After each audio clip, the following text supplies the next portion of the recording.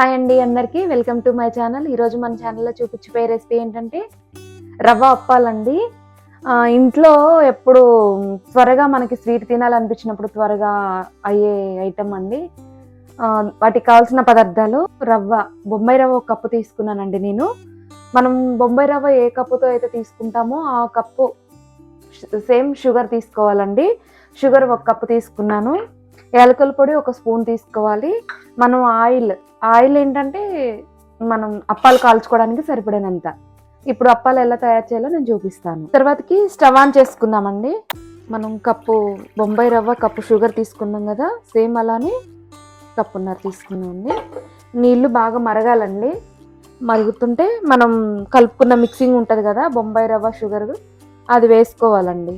ఈ విధంగా నీళ్లు మరుగుతున్నాయి కదండి, మనం మిక్స్ చేసుకున్న బొంబాయి రవ్వ పంచదార ఉంది కదా, అది కొంచెం కొంచెంగా మనం ఈ వాటర్లో ఇలా వేసుకోవాలండి. ఎక్కడ గడ్డలు కట్టకుండా మనం ఉండలు కట్టకుండా చేసుకోవాలి. ఇలా కలుపుకోవాలండి.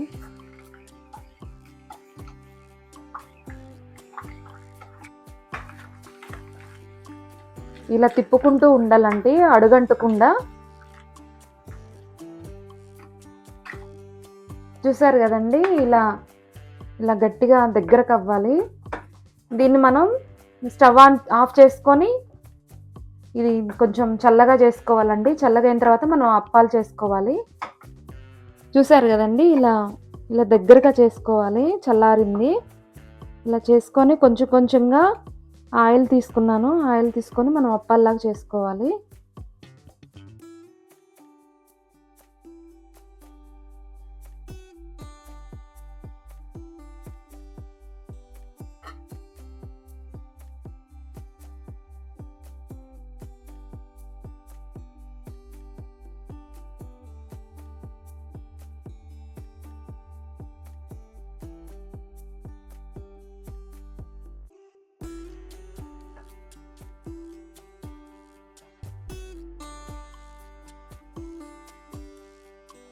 స్టవ్ ఆన్ చేసుకుంటున్నానండి.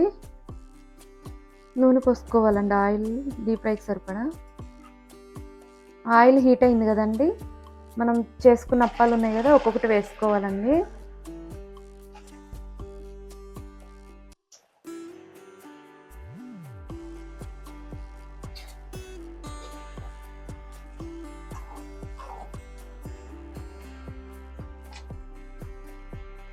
చూసారు కదండి, ఇలా పూరిలా పొంగుతున్నాయి.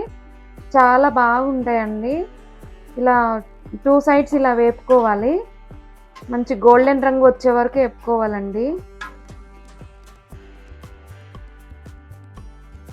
చూసారు కదండి, ఫైనల్గా మన రవ్వ అప్పాలు రెడీ అయినాయి. చుట్టాలు వచ్చినప్పుడు ఐటమ్ ఏదో ఒకటి చెయ్యాలి, ఇంట్రెస్ట్గా వాళ్ళు తినాలి అన్నప్పుడు మనం ఇలా ఇంట్లో ఎప్పుడూ ఉంటుంది బొంబాయి రవ్వ కాబట్టి మనం త్వరగా రెడీ చేసి పెట్టవచ్చు. వాళ్ళు కూడా చాలా ఇంట్రెస్ట్గా తింటారు. మీరు కూడా ఇంట్లో ట్రై చేయండి. ఓకేనా? నా వీడియోస్ కనుక మీకు నచ్చినట్లయితే లైక్ చేయండి, షేర్ చేయండి, ప్లీజ్ సబ్స్క్రైబ్ చేయండి. Thank you.